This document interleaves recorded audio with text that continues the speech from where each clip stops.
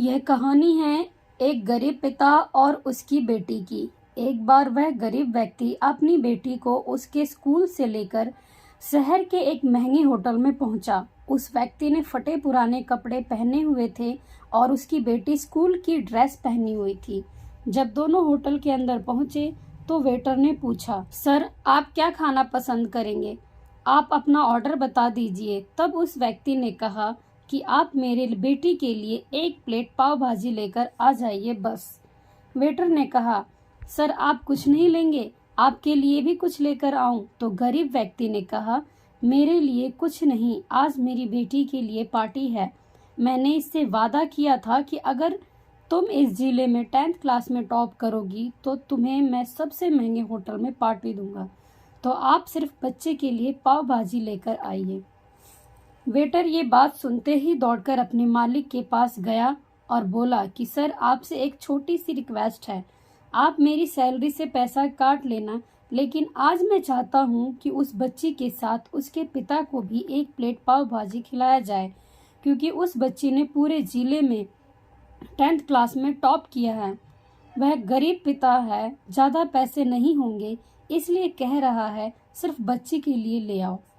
Hotel के मालिक ने जब ये बात सुनी तो मुस्कुराते हुए बोला, तुम उसके पिता के लिए भी पाव भाजी ले जाओ, उसके लिए भी लेकर जाओ, पैसे मत लेना, 4-5 पाव भाजी पैक करवा कर ले जाओ और 2-3 किलो मिठाई भी लेकर जाओ और उनसे कह देना कि ये पार्टी होटल की तरफ से है, आप ये मिठाई ले जाइए और जश्न मनाइए।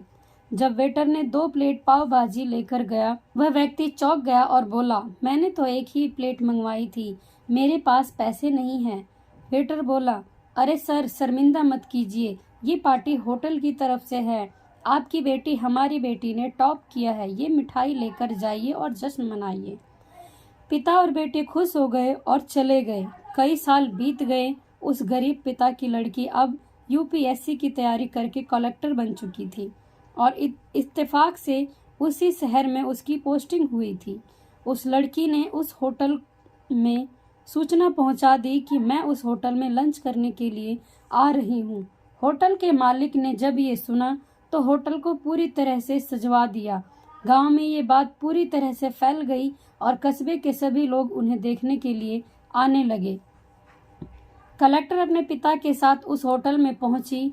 कलेक्टर ने होटल के मालिक से कहा कि शायद आप मुझे पहचाने नहीं, हम वही पिता पुत्री हैं जो कि हमारे 10th क्लास में टॉप करने पर आपने मुझे पार्टी दी थी।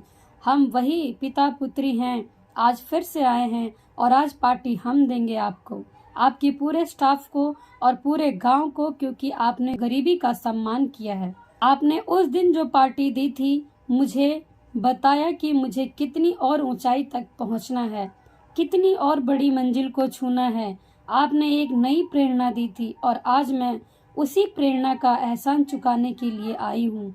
वो मैडम ये सब कहते जा रही थी और आंखों से आंसू बहते जा रहे थे। ये कहानी हमें सिखाती है कि कभी भी किसी गरीब का मजाक मत उड़ाना, हो सके तो उसकी मदद करना और अगर मदद ना कर सको तो उसका मजाक मत उड़ाना, क्योंकि वो सब देख रहा है। बनना है तो उसकी नज़र में अच्छा बनिए, जहाँ भी रहिए कर दिखाइए कुछ ऐसा कि दुनिया करना चाहे आपके जैसा।